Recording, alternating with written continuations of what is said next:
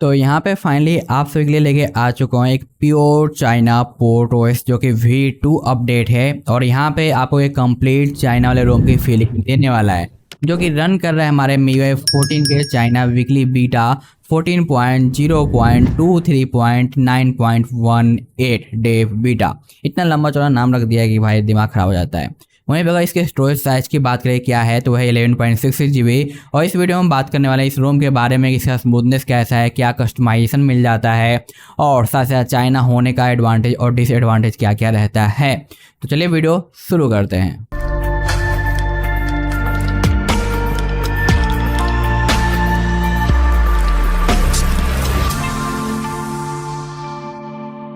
तो सबसे पहले चीज़ आप देखोगे यहाँ पे आपको लॉकिंग अनलॉकिंग एनिमेशन वही सेम देखने को मिल जाता है, कोई खास चीज़ नहीं है ऐप्स ओपनिंग के अंदर। और यहाँ पे मैं आपको अब अनलॉक करके यहाँ पे दिखाता हूँ, ठीक है। तो ये मैंने डाला पासवर्ड और ये हो गया अनलॉक, ठीक है, अच्छी बात है। कैमरे में कोई भी दिक्कत नहीं आता, आपके पास रेडमी का नोट 10 प्रो है या फिर मैक्स वगैरह है, सही काम कर रहा है।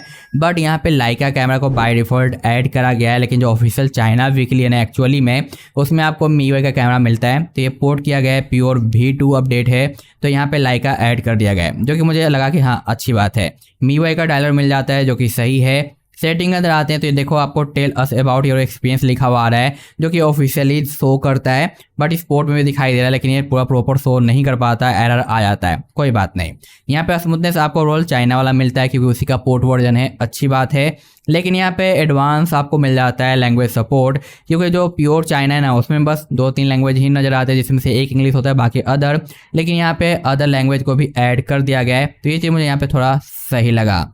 अनदर बैक की ओर आते हैं तो आपको देखने को मिलते हैं वही tab plus, floating window, memory extension वगैरह, जिसमें ज़्यादा चेंज नहीं है। वॉलेट और स्क्रीन टाइम ऐप्स के अंदर आपको यहाँ पे मी प्रोटेक्शन को रिमूव कर दिया गया है, जो कि चाइना में रहता है। बैटरी के अंदर यहाँ पे स्क्रीन ऑन टाइमिंग आया नहीं है, जो कि मे बी MIUI 14 के अंदर आएगा, ऑफिशियल देखते हैं। और यहाँ पे नॉर्मल और वही चार्ज टूडे वगैरह दिखाई देता है, जो कि ऑफिशियली ऐसा ही है। बस कुछ कुछ डिवाइसेज में हम मॉडिफाइड रोम के अंदर आपको हेल्थ वगैरह दिखाई दे देगा।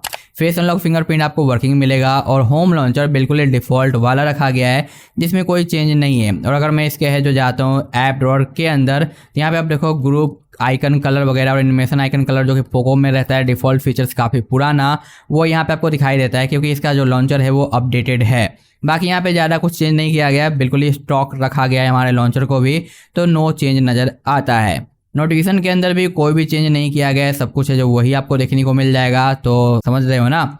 उसके बाद साउंड प्रोफाइल भी आपका वर्किंग है, यहाँ पे आप डॉल्बी वगैरह यूज कर सकते हो। और यहाँ पे एक हारमन का ऑप्शन इसलिए ऐड किया गया कि जिस वजह से पोर्ट किया गया ना उसमें ऑप्शन था, इसलिए शायद आपको यहाँ पे भी देखने को मिलता है। और डार्क मोड अभी तक जब से MIUI 14 आया चाइना में फिक्स नहीं किया गया इंडिविजुअल ऐप का पूरा लिस्ट, जबकि जितने भी अदर कंट्री के रोम है चाइना को छोड़ के सभी में आपको फिक्स मिलता है, तो स्टिल सेम कमी आपको मिलेगी। यहाँ पे रिफ्रेश रेट के अंदर आपको नया वाला UI देखने को मिल जाता है, जो कि इस डिवाइस के साथ ऑफिशियली थोड़ा ओल्ड UI हमें देखने को मिला था।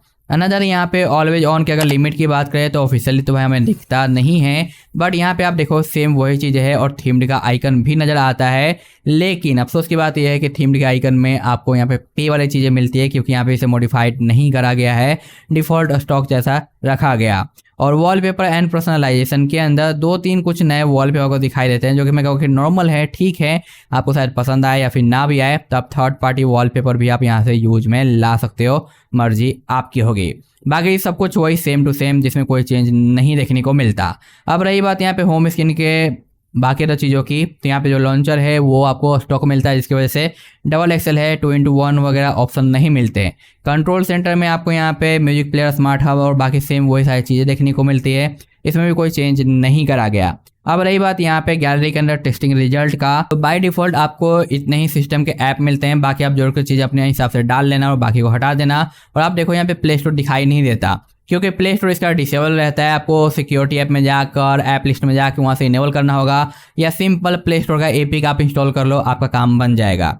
और यहाँ पे चाइना रोम होने की वजह से एक डिसएडवांटेज है कि ये आपका डिवाइस सर्टिफाइड नहीं रहता, जैसा कि आप यहाँ पे देख पा रहे हो। तो भाई ये चीज़ आपको थोड़ा एडजस्ट करना पड़ेगा अगर आपको चाइना वाला यूज करना है तो। AnTuTu स्कोर काफ़ी सही लगा मुझे, कोई कमी नहीं है। Geekbench भी काफ़ी अच्छा देखने को मिलता है, और 100 पे डालने के बाद नॉर्मल CPU टोटल 1,95,000 काफ़ी अच्छा है, और मिनिमम 1,49,000 है। बाकी गेम टो में डालने के बाद थोड़ा सा डाउन हो जाता है ग्राफ, उसके बाद सेम चीज़ है, परफॉर्मेंस मोड ऑन करने के बाद कोई खास बिग इंप्रूवमेंट नहीं है, ऐसे ही नॉर्मल काफ़ी सही काम करता है।